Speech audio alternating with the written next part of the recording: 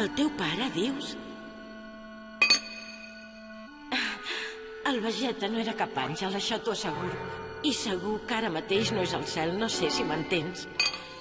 Era un home orgullós i molt dur. Sempre es preocupava per nosaltres, Trunks. Però no ho sabia expressar. Què et penses, que em podràs seguir fins allà? Ara ho veurem.